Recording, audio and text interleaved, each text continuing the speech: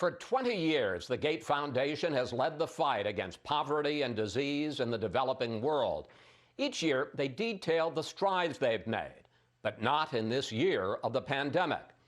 Earlier, I sat down with Bill Gates to discuss the terrible impact of COVID-19 and to get his assessment of how the U.S. has handled it.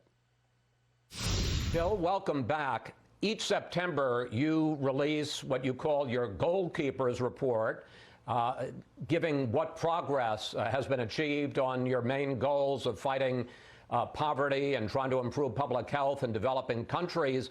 But the news this year is that there hasn't been progress. Things are worse, not better. How much worse? Because of the pandemic, we've had huge setbacks, in some cases erasing literally decades of progress. And so it really underscores that we've got to bring this pandemic to an end, not just in a few rich countries, but the entire world. And then we'll have to take special efforts to build back so we're back on that positive track that we normally this time of year are getting to talk about, and thank the voters for their generosity with the foreign aid that plays a key role in all that progress. How has COVID reversed what's been a 20-year streak of progress in places like Africa? For instance, how has COVID caused such a dramatic increase in extreme poverty in developing countries? Yeah, so the actual death toll in the poorest countries, including most of Africa, has actually not been super high. The population is very young, and other than South Africa, the numbers have been less than was forecast. Sadly, though, the fragility of their health system, that if people can't go out and get the vaccines, children are at risk of diarrhea and malaria. And so both the vaccination rates have gone down by over 14%, which takes us back in time over 2 decades. And that extreme poverty, which is another one that had been going down constantly, has gone up. So now you have 37 million people back in extreme poverty. And so the breadth of the negative impacts, mental health, education, economic, and other health things, not just COVID directly, are much greater than I expected before we started to pull the report together. Now, the Gates Foundation has committed $650 million to fight COVID, which is the biggest contribution by any independent foundation. Where is that money going, and what success have you had?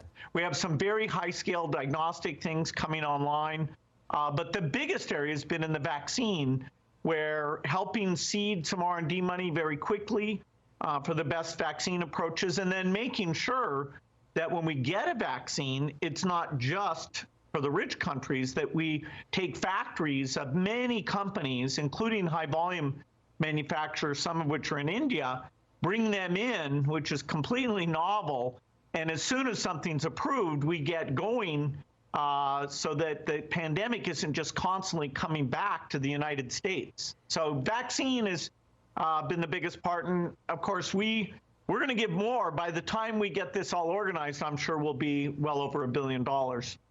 You have put a lot of the money into what you call the COVID-19 Therapeutics Accelerator. Where do we stand on a vaccine, which of course everybody is waiting for? There's a lot of talk about by the end of this year. Is that realistic? The R&D is going at full speed. Even the companies that have offered to do it on a break-even basis, if it wasn't for that donated money, they wouldn't be able to do that. So that's helped a lot.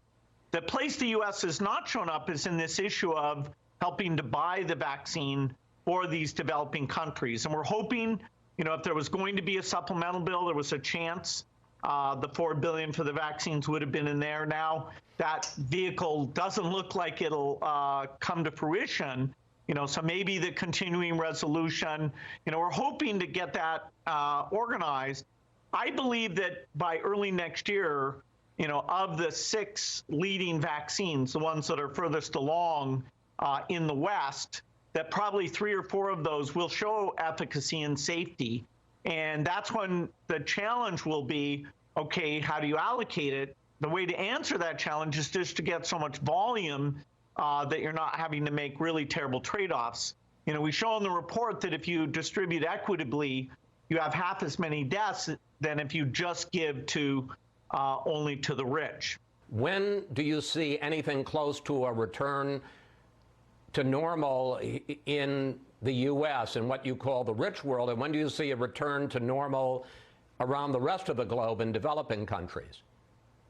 Yeah, if the vaccine approvals come by early next year, as I expect, then by next summer, the U.S. will be starting to go back to normal, and by the end of the year, our activities can be fairly normal if we're also helping these other countries. The end of the epidemic, best case, is probably 2022, but during 2021, the numbers, we should be able to drive them down if we take the global approach. So, you know, thank goodness vaccine technology was there, that the funding came up, that the companies put their best people on it. That's why I'm optimistic this won't last indefinitely. You say that ever since you were a teenager, you've tackled a new problem the same way. You ask who is handling it well and what can you learn from them. So, direct question, how well has the U.S. handled the coronavirus? Well, unfortunately, we did a very poor job, and you can just see that in the numbers if you compare the Asian countries like South Korea and Australia. You know, the key was getting the testing going.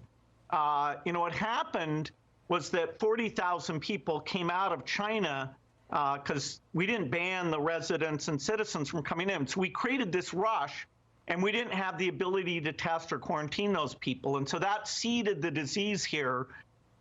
You know, the ban probably accelerated that the way it was executed. And we just didn't go to the commercial providers and get the tests ready. The FDA made it harder. And so even today, people don't get their results in 24 hours, which it's outrageous that we still have that. I just want to pick up on that. You're saying that the travel bans made the situation worse, not better?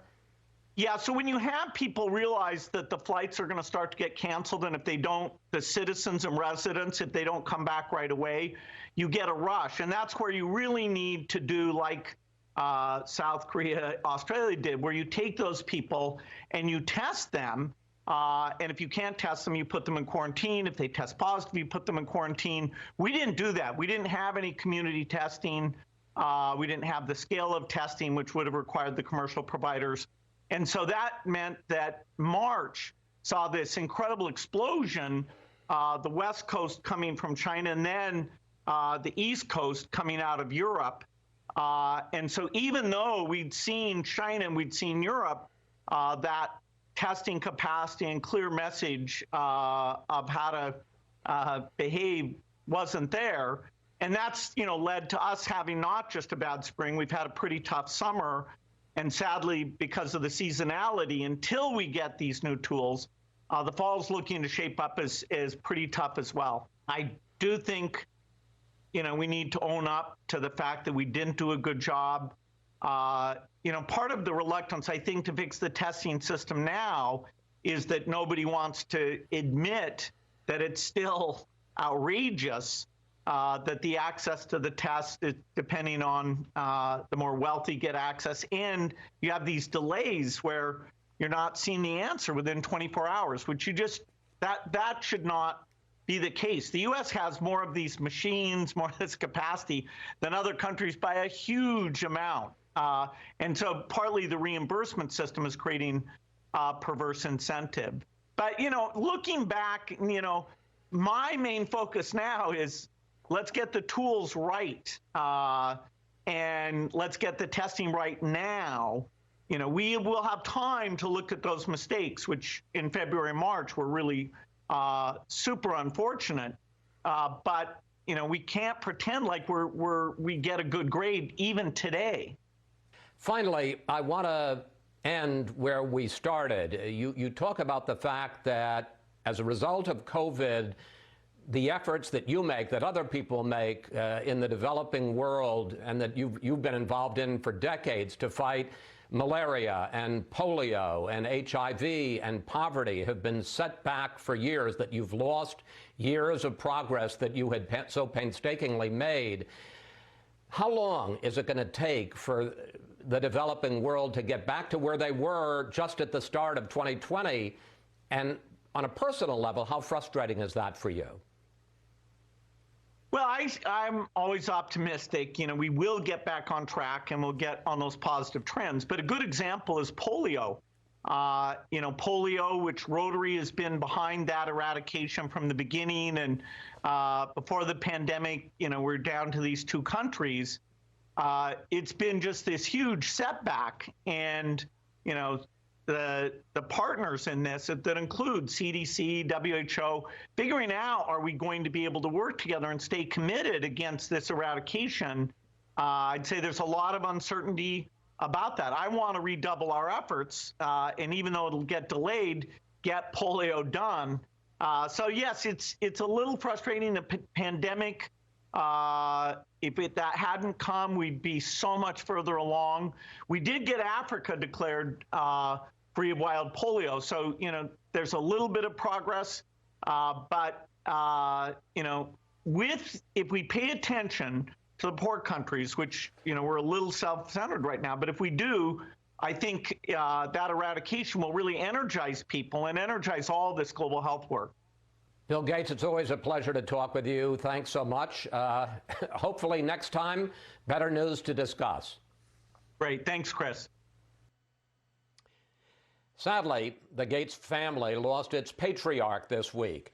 Bill Gates Sr. passed away at age 94. A prominent lawyer and philanthropist, he launched the Gates Foundation's work in global health and served as co-chair until his death. His son, Bill Jr., credited his father with much of his own success, saying, "He was everything I try to be. I will miss him every day."